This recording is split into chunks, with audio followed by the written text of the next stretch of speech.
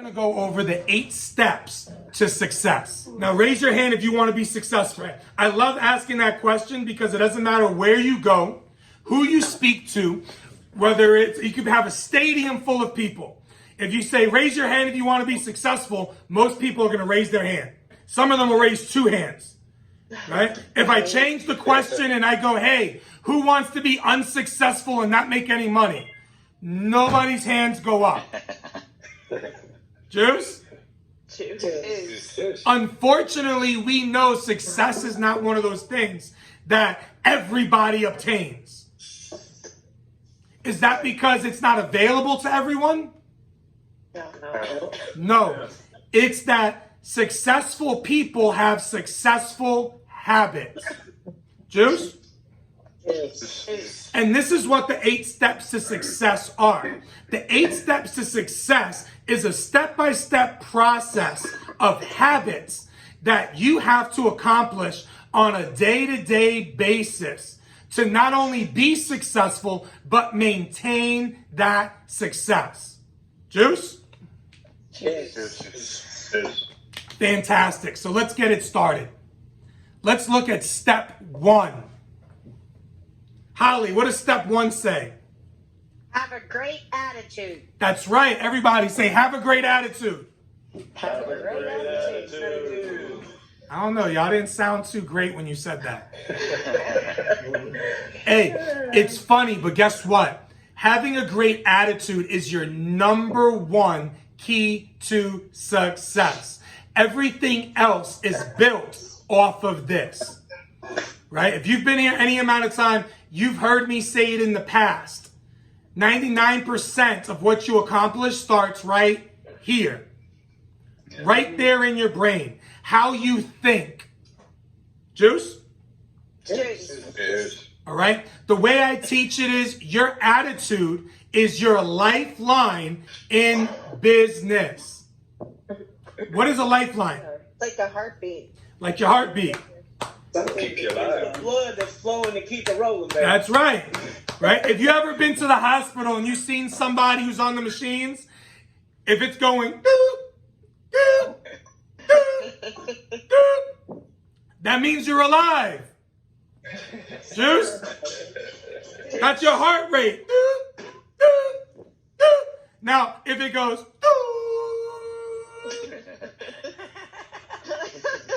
what does that mean? Not good. You're done. You're dead. You're gone. Right? Your heart stopped beating. Juice? Final expense. Exactly. Right?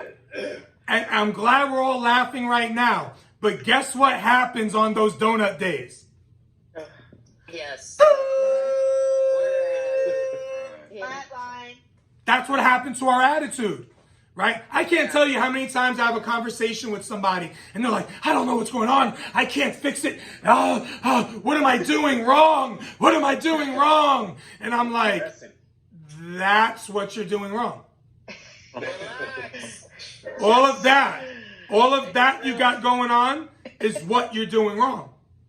Why? Because your attitude is your lifeline in business. As soon as you start freaking out and panicking and you get depressed or anxious and you go into this pit, your sales follow. Your success follows.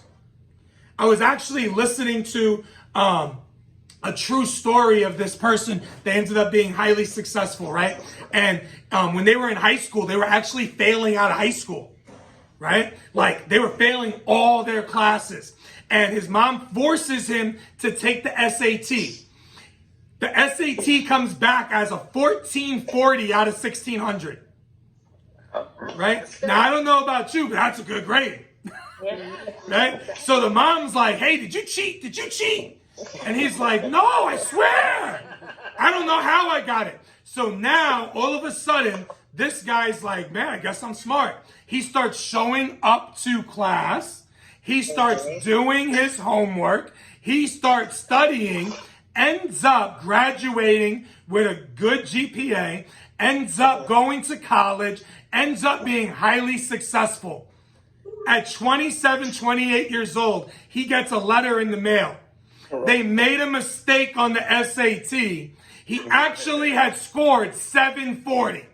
Oh, God. Whoa. Look what that mindset did for him. Yeah. Dude, I was listening to that. I said, huh?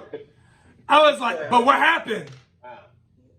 Attitude, confidence. This changed. His mindset. That score changed his attitude. He saw himself differently. Yep. Juice? Yep. So if you want to be successful, guess what? You have to see yourself as a success. Yes, yes, indeed. Yeah, that's true. Absolutely. Right? Because then you'll have the right attitude behind it. Juice? Right. Choose. Number 2, Cindy, what does that say? It says be early. All right, let's not get it twisted. Number 2 says what? Be early. It says be early. Step number 2 is be early. Why does that come after have a great attitude? Because if you have a crappy attitude, you're probably late or barely on time. Juice? Choose. Right? Now, it doesn't say be on time. It says be early. You've heard it said before, the early bird gets the worm. Right? The way it was taught to me, and I took this literally, it was said to me, act like you have the keys, and one day you will. Juice? Choose. Right? A lot of people are like, hey, if I had this level of success, if I had my own business, if I was the one in charge, I would get here earlier. I would behave differently. Well, if you're waiting for that to land in your lap before you change your habits, it's never going to happen. Absolutely. You have to act as if now. Don't wait to get your act together for when you get the promotion, because that's how you don't get the promotion. Get your act together now. Right? What does that mean? I don't expect you all to be as early as me. But since I started here, my personal start time is 7:30 a.m. EST. I am at my desk every morning, an hour before any manager meeting. Why? Because it gives me a chance to drink my coffee, get my numbers together, and get prepared for my day. And the rest of the day, I'm on point. Juice? Choose. Who's ever ran late before in their life? I have. How does it feel when you're running late?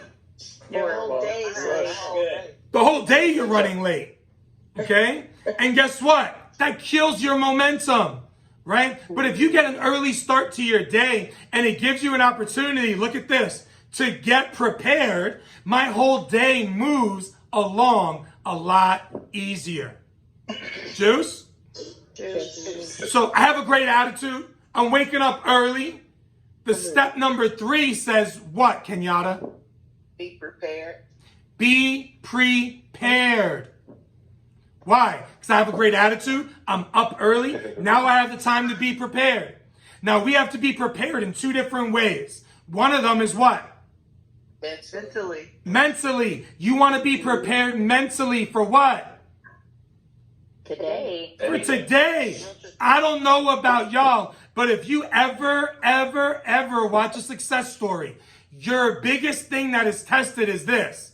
Your mindset, right? Nothing that's worth having comes easy. So you're going to have obstacle after obstacle after obstacle. And if you're not mentally prepared for that, it can knock you off course just like that. So you want to be mentally prepared. You know you're going to get no's. So why are you acting surprised? You know you're going to get hung up on. So why are you surprised? You know in life in general, you're going to have setbacks. So why be surprised? Right? The people who are able to persevere are the ones who are prepared for anything to come their way. Juice?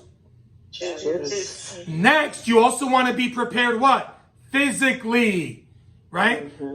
What does that mean? My computer's on. Whatever I need for my day is up and running and ready to go. right? I have my caffeine already. I have my breakfast already. All right. If you're going to the gym, you got your workout clothes on. You got the right sneakers on. Okay. If you're a sports player, if you're a basketball player, you got your basketball. If you're a lacrosse player, you got your lacrosse stick. Right. You got everything you need to be successful for what you're about to do. Juice? Juice. And that leads us to the next thing. I have a great attitude. I'm early. I'm prepared. And then I'm going to do what, A-Dub? Work that full day, baby. That's right. Step number 4, work a full day. What does that mean? This is how it was taught to me, and I took it to heart. Work harder for yourself than you would for someone else. Juice? What does that mean? Yeah, the paychecks say ISI, but who's really determining how much money you make on a yearly basis? You. I do. Right? This is one of the reasons I got into sales, because I found out real early I didn't need a college degree. I didn't need any experience, right? I didn't need any of that stuff, because with sales, sky is the limit, right? I didn't have a college degree when I first got into sales. Right? I didn't have this crazy amount of experience. I didn't come from a family who had money, right? I grew up in the South Bronx, New York, okay? And I was poor. Mm-hmm. And then I went into sales and I was like, that person made how much money? So what do I got to do for that? I'm serious, guys. I answered an ad in the paper to be a stock boy. Right?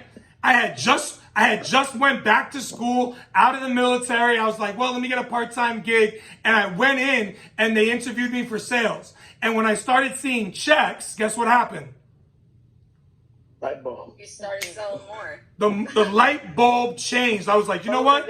I'm not. The only thing I'm stocking is checks. Right? And then they were like, the harder you work, the more people you sell, the more money you're going to make. Really? Right.